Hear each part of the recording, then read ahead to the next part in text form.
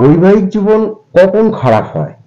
যখন আমরা সামনের পার্টনারের কাছে তার ক্ষমতা থেকে অতিরিক্ত চাই বা আশা করি, তার সামর্থ্যে কুলোয় না।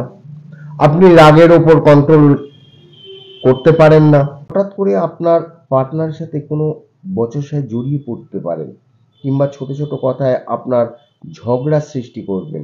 দেখুন, সময় বলবান।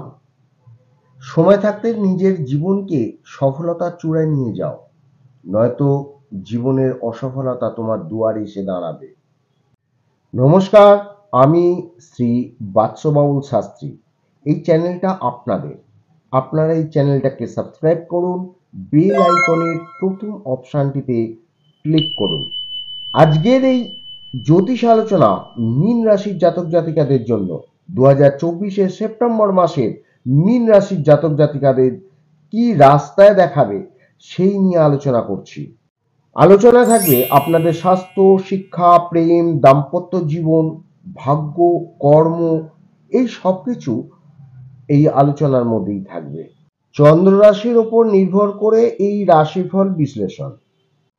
আপনি যদি আপনার জন্মকুণ্ডলী বিশ্লেষণ করতে চান, তবে ভিডিওতে ডেসক্রিপশনে আমার নাম্বার পাবেন। গোচরের ওপর নির্ভর করে গ্রহরা আপনার রাশির ওপর কোথায় কোথায় ট্রানজিট করবে এবং এই মাসে পরবর্তী সময়ে গ্রহরা ট্রানজিট করে কি ফল দেবে, আপনাদের সেই বিষয় নিয়েও সঠিক তথ্য দেব। মন দিয়ে শুনুন। এবার আপনাদের প্র্যাকটিক্যাল বোঝাবো। আপনাদের চন্দ্র রাশি হচ্ছে মীন।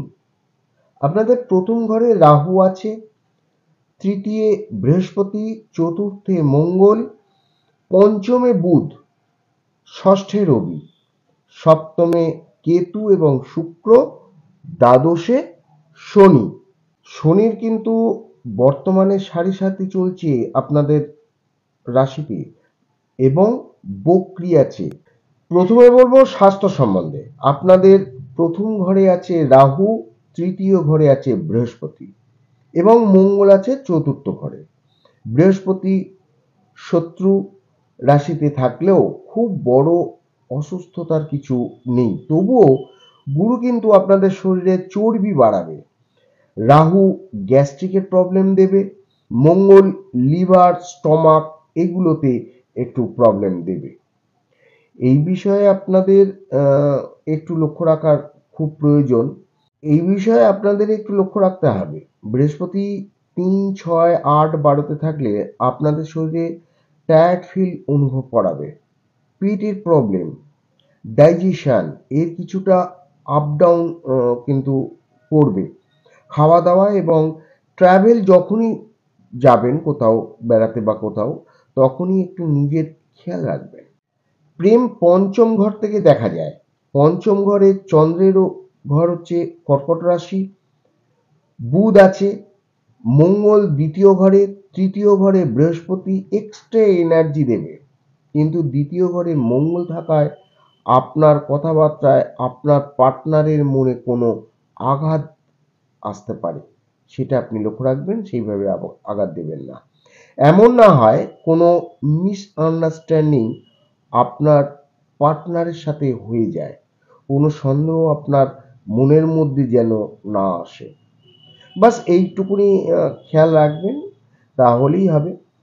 না, খুব একটা প্রবলেম দেখতে পাচ্ছি না এই মাস। পঞ্চম ঘরের স্বামী হচ্ছে চন্দ্র, যার সাথে আপনি প্রেমে যুক্ত আছেন, সে কোনো প্রেম বা পরকীয়াও হতে পারে।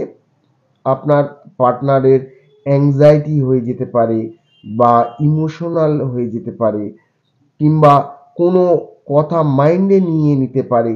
সেই জন্য তাড়াহুড়ো করে এমন কোনো কথা বলবেন না যে সেটা তার খারাপ লাগে। বাকি সব ঠিক আছে।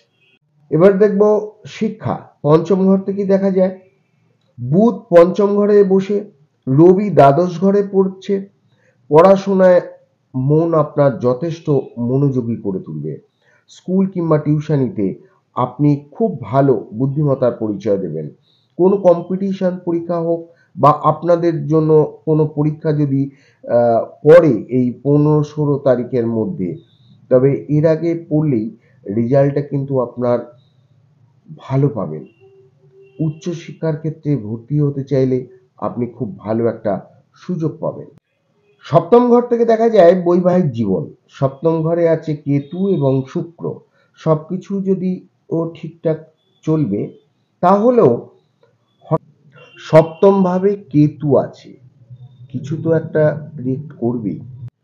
আবার 4 তারিখের পর বুধ রবির দ্বাদশ ঘরে আছে, কিছু প্রভাব সেখান থেকেও পাওয়া যাবে। 20 তারিখের পর যখন রবি এবং বুধ সপ্তম ভাবে প্রবেশ করবে, তখন অনেকটা পিসফুল বৈবাহিক জীবন চলবে।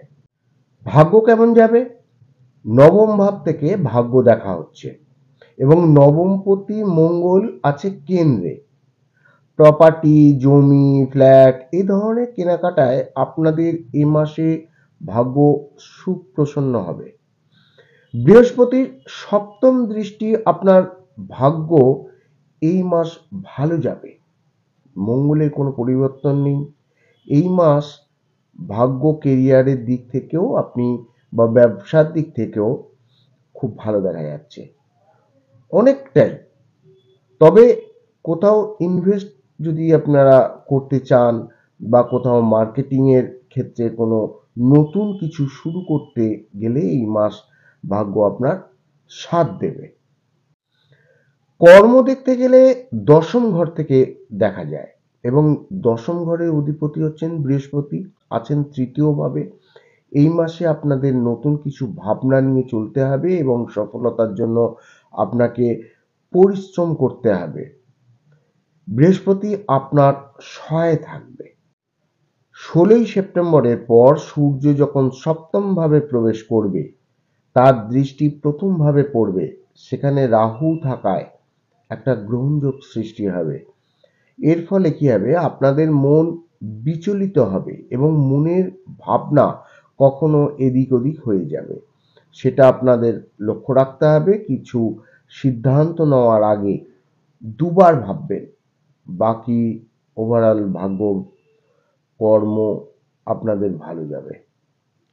কন্যা রাশিতে বুধ 23শে সেপ্টেম্বর প্রবেশ করাতে আপনার ব্যবসা ভালো যাবে।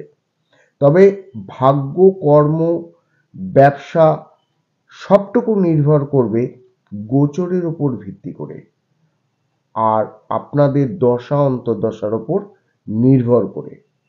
এই মাসে গ্রহরা খুব ভালো পজিশনে আছে, তবুও উপায় কিছু করতে হবে, যেগুলো আপনারা করলে এই গ্রহদের আরও পাওয়ারফুল হয়ে যাবে। আপনারা শুক্রের বীজ মন্ত্র পাঠ করবেন, হনুমান চল্লিশা পাঠ করবেন এই মাসে। যারা শুক্রের বীজ মন্ত্র জানেন না, তারা আমাকে হোয়াটসঅ্যাপ করবেন বা কিংবা মেসেজে লিখে দেবেন। আমি অবশ্যই আপনাদের সেখানে শুক্রের বীজ মন্ত্র দিয়ে দেবো। আপনারা এই মাসে পাঠ করুন। সেপ্টেম্বর মাসে আপনাদের সেপ্টেম্বর মাস খুব ভালো কাটুক।